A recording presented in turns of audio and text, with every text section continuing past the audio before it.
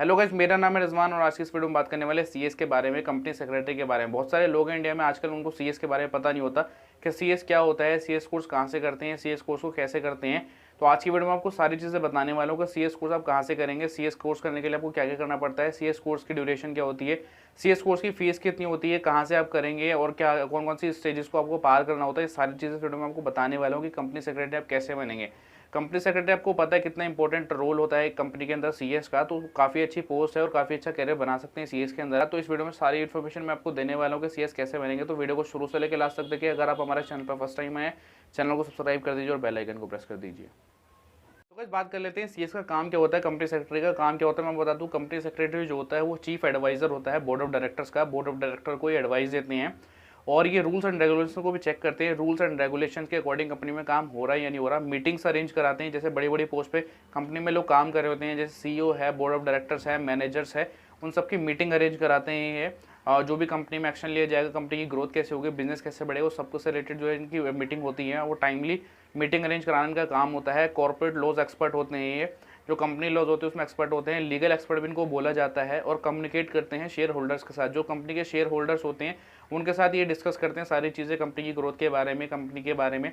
तो इनको पूरा सारी चीज़ें नॉलेज होती है कंपनी के बारे में, कंपनी को कैसे ग्रो करना है, कंपनी में कैसे बिजनेस को बढ़ाना है, या कंपनी में कैसे लीगल एक्शंस लेने हैं, वो सारे काम करते हैं सीएस। और सीएस एक बहुत इंपॉर्टेंट रोल होता है कंपनी के अंदर किसी भी। और सीएस की पूरी रिस्पॉन्सिबिलिटी होती है कि कंपनी को कैसे प्रोटेक्ट करना है हर चीज़ से, जैसे फ्रॉड होता है या फिर जैसे गवर्नमेंट के लॉज है वो कैसे चेंज हो रहे हैं, तो उनके अकॉर्डिंग कैसे कंपनी के अंदर एक्शंस लेना है। तो सारी चीज़ें सीएस का काम होता है। तो सीएस एक काफ़ी इंपॉर्टेंट रोल निभाता है कंपनी के अंदर। तो ये सारा काम होता है सीएस का। तो गाइस बात कर लेते हैं सीएस कैसे बनते हैं। कंपनी सेक्रेटरी बनने के लिए आपको काफ़ी सारी चीज़ें करनी पड़ती हैं और मैं आपको बता दूं, जो सीएस कोर्स होता है ये कोई कॉलेज यूनिवर्सिटी नहीं कराता, ये एक इंस्टीट्यूट कराता है जिसका नाम होता है ICSI, the institute of company secretary of India. यहाँ पे एक रजिस्ट्रेशन आपको कराना होता है। इनकी ऑफिशियल वेबसाइट होती है www.icsi.edu, ये ऑफिशियल वेबसाइट होती है। यहाँ पर आपको रजिस्ट्रेशन कराना होता है और इसके बाद 3 स्टेजेस को क्लियर करना होता है। मैं आपको बता देता हूँ, पहले जो होता था 12th क्लास के बाद आपको एक सीएस फाउंडेशन प्रोग्राम करना होता था, ये फर्स्ट स्टेज होती थी। और अगर आपने ग्रेजुएशन कर रखी है, पोस्ट ग्रेजुएशन कर रखी है, तो आप सेकंड स्टेज में डायरेक्ट एंट्री लेते थे, जो सीएस एग्जीक्यूटिव प्रोग्राम होता था। पर 2020 के बाद गवर्नमेंट ने रूल्स चेंज कर दिए हैं और पैटर्न चेंज हो गया। मैं आपको बता दूँ नया पैटर्न क्या है। पहला सबसे पहले जो स्टेज आती है वो सीएस एग्जीक्यूटिव एंट्रेंस टेस्ट होता है, जिसको CSEET टेस्ट बोला जाता है। ये एंट्रेंस टेस्ट जो होता है ये कंपलसरी होता है। 12th क्लास आपने पास कर रखी है, आपने ग्रेजुएशन कर रखी है, पोस्ट ग्रेजुएशन कर रखी है, तब भी आपको ये एंट्रेंस टेस्ट देना पड़ेगा। इसके अंदर 4 सब्जेक्ट से जो है क्वेश्चन आते हैं। 135 मिनट्स की इसकी ड्यूरेशन होती है। मिनिमम आपको 50% मार्क्स लाना ज़रूरी है, तभी ये आपका एग्जाम क्लियर होगा। और हर किसी को ये एग्ज़ाम देना कंपलसरी है और इस एग्ज़ाम को क्लियर करने के बाद ही आप सेकंड स्टेज में एंट्री लेते हैं, जो सीएस एग्जीक्यूटिव प्रोग्राम होता है। इसके अंदर 2 मॉड्यूल होते हैं और दोनों में 4-4 पेपर होते हैं और हर एक मॉड्यूल में आपको मिनिमम 50% मार्क्स लाना ज़रूरी है। और जब आपका फर्स्ट मॉड्यूल होता है वो जब आपका क्लियर हो जाता है, तब आपके एक 1 मंथ की ट्रेनिंग होती है, जिसको EDP ट्रेनिंग बोलते हैं, एग्जीक्यूटिव डेवलपमेंट प्रोग्राम। ये ट्रेनिंग पेड होती है, 12,000 रुपीज़ आपको देने होते हैं इस ट्रेनिंग के लिए। और इसके बाद प्री एग्जामिनेशन टेस्ट होता है, उसकी 1,000 फीस आपको देनी होती है अपनी तरफ से और एग्ज़ाम को पास करना होता है। उसके बाद जब आप सेकंड मॉड्यूल क्लियर कर लेते हैं, उसके बाद आपकी 21 मंथ की ट्रेनिंग होती है किसी सीएस के अंडर, किसी कंपनी के अंडर। तो 21 महीने की आपको ट्रेनिंग लेनी होती है सेकंड मॉड्यूल पास करने के बाद, और हर एक मॉड्यूल में मिनिमम 50% मार्क्स लाना कंपलसरी होता है। जब आप ये क्लियर कर लेते हैं, उसके बाद फाइनल लेवल आता है जो सीएस प्रोफेशनल लेवल कहलाता है। उसके बाद उसके अंदर 3 मॉड्यूल होते हैं, तीनों में 3-3 पेपर होते हैं और हर एक मॉड्यूल में आपको मिनिमम 50% मार्क्स लाना ज़रूरी है। हर एक मॉड्यूल में आप मिनिमम 50% मार्क्स लाएंगे तभी क्लियर होगा। और 3 मॉड्यूल होते हैं और हर एक मॉड्यूल के अंदर 3 पेपर होते हैं। और इस लेवल को पास करने के बाद आपकी 30 डेज़ की ट्रेनिंग होती है और आप सीएस बन चुके होते हैं और आपके नाम के आगे सीएस लग जाता है, आप सीएस बन जाते हैं। तो ये एक नया पैटर्न है और ये जो 3 स्टेजेस होती है, इन 3 स्टेज को आपको पार करना होता है।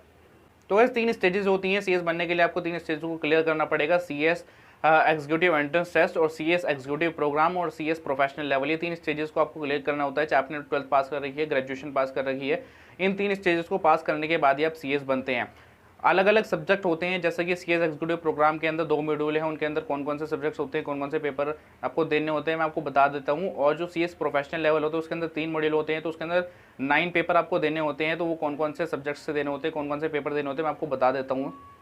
तो सीएस एग्जीक्यूटिव प्रोग्राम के अंदर जो मॉड्यूल फर्स्ट होता है उसके अंदर आपको देना होता है पेपर, सबसे पहला jurisprudence, interpretation and general laws. Second पे आता है कंपनी लॉज। थर्ड आता है setting up of business entities and closure. और फोर्थ होता है टैक्स लॉज। ये आपको पेपर देना होता है मॉड्यूल फर्स्ट के अंदर। मॉड्यूल सेकंड के अंदर जो पेपर देने होते हैं वो होते हैं कॉर्पोरेट एंड मैनेजमेंट अकाउंटिंग, दूसरा होता है security laws and capital markets, third होता है economic business and commercial laws, और फोर्थ होता है फाइनेंशियल एंड स्ट्रेटेजिक मैनेजमेंट। तो ये दोनों मॉड्यूल के एग्जाम होते हैं एग्जीक्यूटिव प्रोग्राम के अंदर। इसके बाद जब प्रोफेशनल लेवल पे जाते हैं, फाइनल लेवल के अंदर 3 मॉड्यूल होती हैं। तो मॉड्यूल फर्स्ट के अंदर जो एग्जाम देना होता है वो होता है governance, risk management, compliance and ethics. Second होता है एडवांस टैक्स लॉज, थर्ड होता है ड्राफ्टिंग प्लेडिंग्स एंड अपीयरेंसेस। तो ये 3 एग्जाम देने होते हैं। मॉड्यूल सेकंड के अंदर बात करें तो पहला आता है secretarial audit, compliance management and due diligence. Second होता है corporate restructuring, insolvency, liquidation and winding up. Third होता है resolution of corporate disputes, non compliances and remedies. Module third के अंदर सबसे पहले होता है corporate funding and listing in stock exchanges. Second होता है मल्टीडिसिप्लिनरी केस स्टडीज़। थर्ड होता है elective 1 out of below 8 subjects. तो ये 8 सब्जेक्ट्स होते हैं, इनमें आपको एक चूज़ करना होता है किसी भी इन 8 पेपर में से। तो ये 8 पेपर ये होते हैं banking laws and practice, insurance laws and practice, intellectual property rights laws and practice, forensic audit, direct tax law and practice, labour laws and practice, valuation and business modelling, insolvency law and practice. ये 8 paper होते हैं, इनमें से किसी भी एक choose करना होता है आपको, और वो आपको पेपर देना होता है प्रोफेशनल लेवल के अंदर थर्ड मॉड्यूल में। तो गाइस ये सारे पेपर होते हैं जो आपको एग्जीक्यूटिव प्रोग्राम में और प्रोफेशनल लेवल में देने होते हैं। एग्जीक्यूटिव प्रोग्राम में जो 2 मॉड्यूल होते हैं और प्रोफेशनल जो फाइनल लेवल है उसके 3 मॉड्यूल होते हैं, उसमें आपको ये सारे एग्जाम देने होते हैं। मैं आपको बता दूं जो CSEET एंट्रेंस टेस्ट होता है उस सब्जेक्ट में से जो क्वेश्चन दिए जाते हैं वो ये वाले सब्जेक्ट होते हैं जो आपको एंट्रेंस टेस्ट में देने पड़ते हैं। मैं आपको बता देता हूँ। सबसे पहले आता है बिजनेस कम्युनिकेशन, उसके बाद आता है legal aptitude, logical reasoning, economics, business environment, current affairs and communication skills.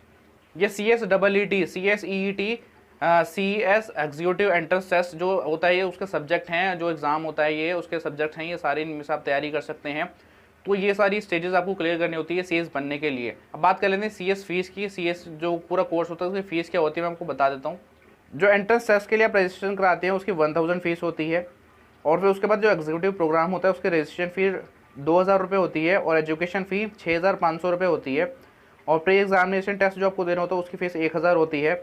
और जब एग्जीक्यूटिव प्रोग्राम के अंदर आप एंट्री लेते हैं तो आपका 1 डे ओरिएंटेशन प्रोग्राम होता है जिसकी फ़ीस 600 रुपीज़ होती है। उसके बाद जो CS फाइनल लेवल होता है प्रोफेशनल लेवल, उसके अंदर जो आपकी EDP ट्रेनिंग होती है, तो एग्जीक्यूटिव डेवलपमेंट प्रोग्राम की ट्रेनिंग जो फीस होती है वो 12000 रुपये होती है, और एग्ज़ाम टेस्ट जो होता है 1000 रुपीज़ होती है।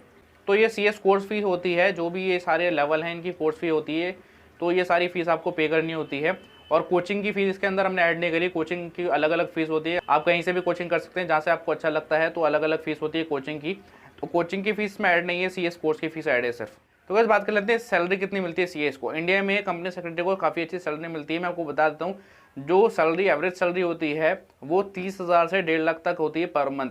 CS की सैलरी होती है इंडिया के अंदर, और मैं आपको बता दूँ पर एनम जो सैलरी होती है वो 3 लाख से 15 लाख तक की होती है, 16 लाख तक की यहाँ पे पर एनम सैलरी मिलती है CS को इंडिया में। तो काफ़ी अच्छी सैलरी ले सकते हैं। CS एक काफ़ी इंपॉर्टेंट रोल होता है कंपनी के अंदर, और बहुत डिमांड है आज के टाइम पे CS की। आपको बता दूं गवर्नमेंट ने भी कुछ डेटा जो है इशू किया था कि कंपनी सेक्रेटरी की इंडिया में काफ़ी ज़्यादा डिमांड है। बहुत सारी कंपनीज डे बाई डे खुलती जा रही हैं, जितनी कंपनीज खुल रही हैं उतनी CS की भी डिमांड बढ़ती जा रही है। तो काफ़ी अच्छी अपॉर्चुनिटी हो सकती है। और काफ़ी सारे लोग जो होते हैं आपने देखा होगा वो जो CA में कोर्स करते हैं या CA कोर्स करते हैं, और CS में बहुत ज़्यादा कम लोग जाते हैं। यही इसका फ़ायदा है कि इसमें कंपटीशन कम होता है, लोग कम जाते हैं तो कंपटीशन भी कम होता है, इसलिए काफ़ी अपॉर्चुनिटीज़ बढ़ जाती हैं। आपके लिए काफ़ी अपॉर्चुनिटी हो सकती है CS बनने के बाद इंडिया के अंदर, और बहुत सारी अपॉर्चुनिटी इंडिया में अगर आप CS बन जाते हैं तो आप काफ़ी अच्छी सैलरी ले सकते हैं। CS बनने के बाद काफ़ी अपॉर्चुनिटी भी खुल जाती हैं, और अपना अच्छा खासा करियर बना के आप अच्छा खासी इनकम कर सकते हैं। तो ये सारी चीज़ें होती हैं। CS बनने के लिए आपको सारी चीज़ें फॉलो करनी पड़ेंगी। ये सारी चीज़ें क्लियर करने के बाद आप CS बन जाएंगे। थोड़ा हार्डवर्क और स्मार्ट स्टडी आपको करनी पड़ेगी, और तब आप CS बन सकते हैं।